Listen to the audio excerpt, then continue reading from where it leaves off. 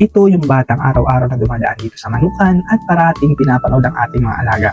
Naisip ko na mahilig siguro ito sa manok, kaya ang ginawa ko, nilapitan ko siya at tinanong ko para makasiguro kung anong ginagawa niya at bakit palagi siyang andyan nakaabang. Magkanano ka? Kulaw. Ano yung kinulawan mo? Mahilig ka sa manok?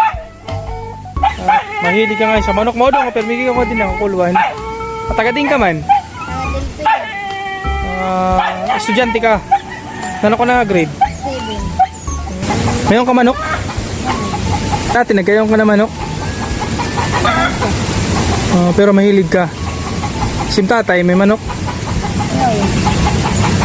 Hindi kayo tatagan?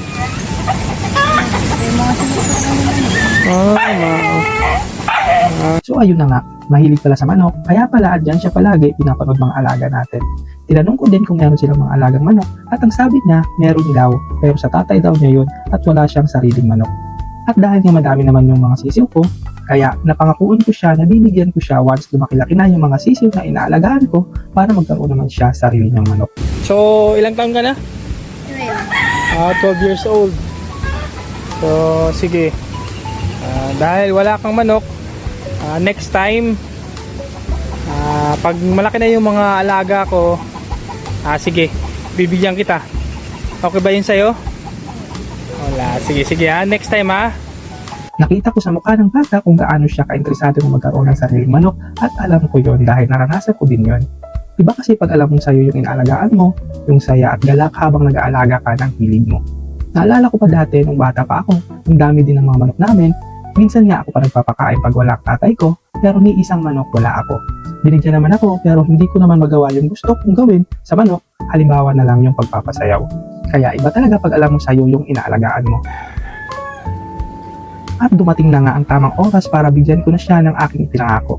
Matutupad na din ang pangarap ng batang to na magkaroon ng sarili niyang manok. Anong pangalan mo? Rogin. Anong pangalan? Rogin. Rogin apelido. Anis. Gusto mo magkaroon ng manok. Kaya pala, diba dati nakita kita dyan? Diyan, palagi siyang tumitingin dyan. Diyan siya pumipwesto. Tinitingnan niya dito yung mga alaga natin. So, ngayon, dahil mahilig ka mag-alaga ng manok, bibigyan kita. At gusto ko, alagaan mo ng mabuti Alagaan mo ng mabuti.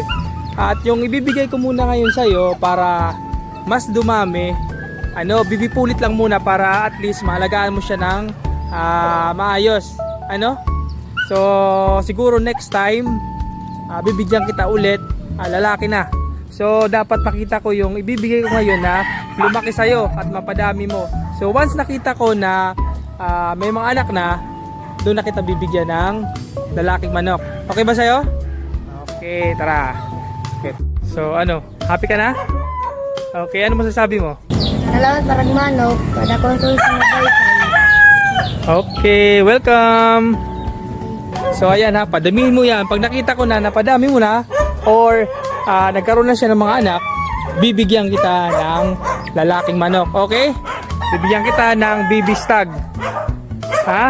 So, yan.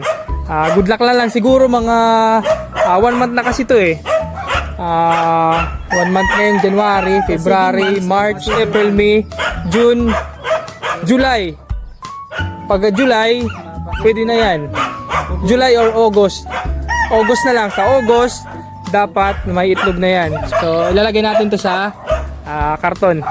Kahit sa maliit lang na bagay, basta alam mong makakapagpasaya ka, gawin mo na. Lalong-lalo na sa mga taong deserve naman talaga. So yun lang. God bless!